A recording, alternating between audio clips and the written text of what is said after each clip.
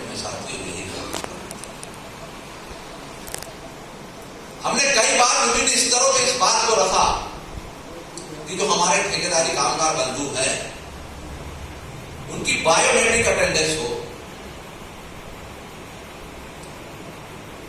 किंतु इसमें प्रबंधन का भी स्वार्थ है और ठेकेदार का भी स्वार्थ है। बार बार कहने के उपरांत भी बायोमेट्रिक से आज तक हम ठेकेदारी कामगारों की अटेंडेंस नहीं करा पाए।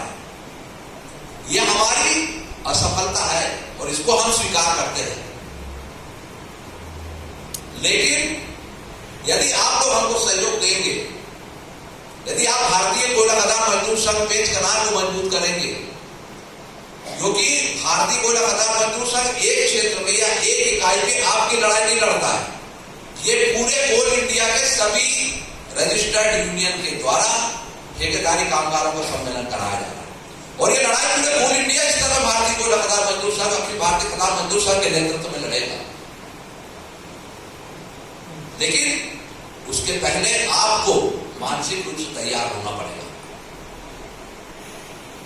कि आपको भारतीय कोयला खदान मजदूर संघ को मजबूत करना होगा, तभी आप मजबूत होंगे और तभी आपकी लड़ाई को आप जीत पाएंगे। हम लोगों ने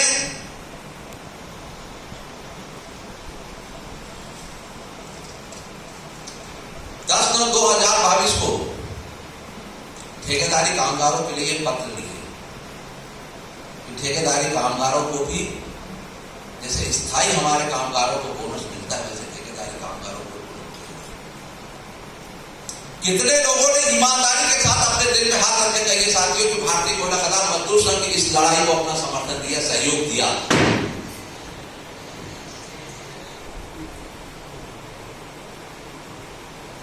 यदि आप उस लड़ाई को सही ईमानदारी के साथ लड़े होते तो निश्चित ही आज परिस्थितियां कुछ और होती।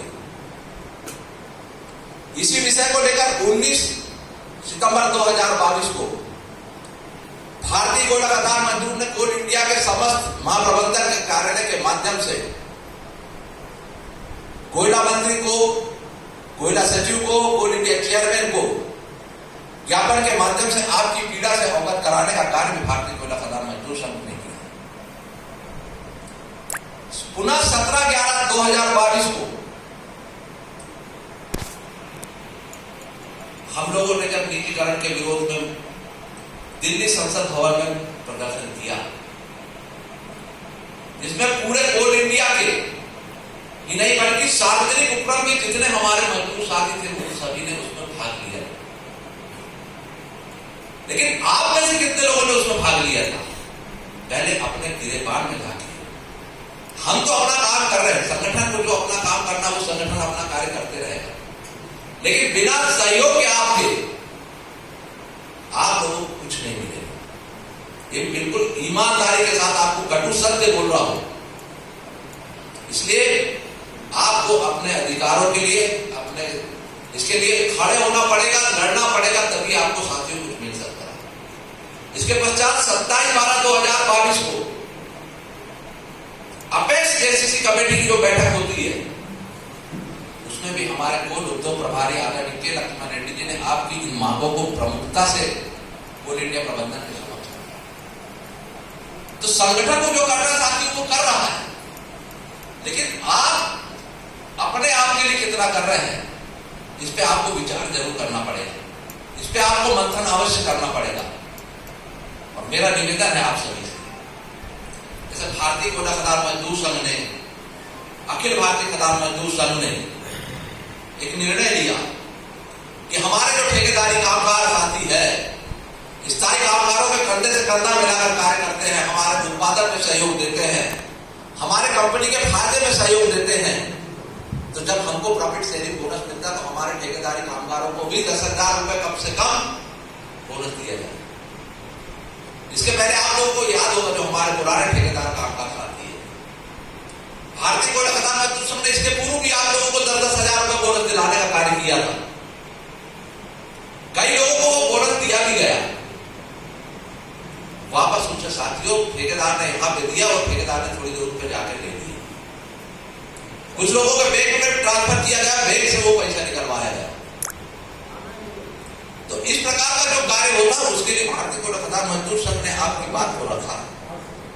ठेकेदारी कामगारों की हाजिर, जैसा मैंने कहा कि बायोमेट्रिक मशीन से अगर होने लगे तो बहुत सारी समस्याओं का समाधान हो जाए, यह भी मांग भारतीय गोला खदान मंजूर करने लगा। ठेकेदारी कामगारों के जो कार्य का जो समय होता है, आज जो ओपन कास्ट खदानें होती है उसमें 12 घंटे 24 घंटे लगातार ड्राइवरी जैसा कार्य करा काम किया जाता है। और उस ड्राइवर से पैसा लेकर कि भाई तेरे को हम 20,000 रुपए दे रहे हैं, तो उसमें से तेरे को फलाना जो गैरेज में काम कर रहा है, जो खाना बनाने का काम कर रहा है, जो सफाई का काम कर रहा है, उसको तेरे को पेमेंट देना होगा। आपकी मजबूरी है, मैं भी इस चीज को स्वीकारता हूं, लेकिन उसकी भी मजबूरी है साथी।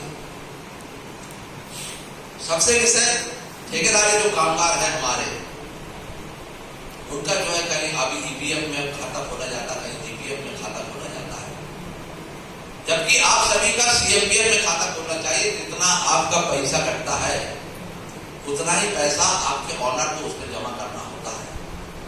ठीक सीएमपीएफ में आपको जो है चक्रवृद्धि ब्याज मिलता है, जिससे आपका जो फंड है वो लगातार बढ़ते जाता है।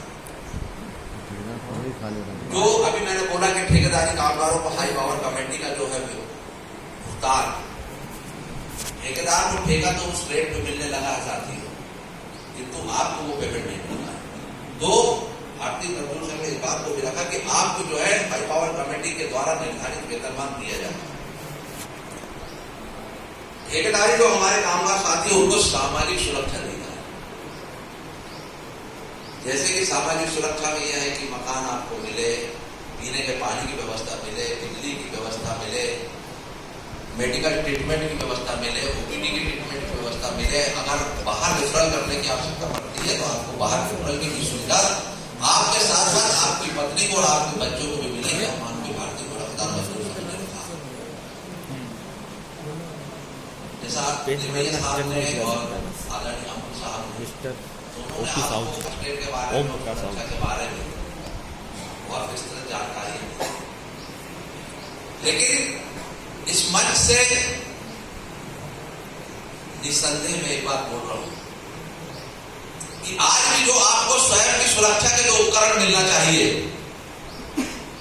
ना ही वो ठेकेदार उपलब्ध कराता है और ना ही हमारे अधिकारीगण उसको उपलब्ध करवा पाते हैं।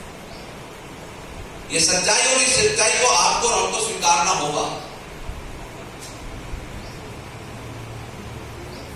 दूसरी बात भारतीय मजदूर संघ ने यह रखा है कि ठेकेदार बदली हो जाए, लेकिन दूसरा जब ठेकेदार कोई दूसरा ठेका देता है तो पहले प्राथमिकता के आधार पर पुराने कामगारों को कार्य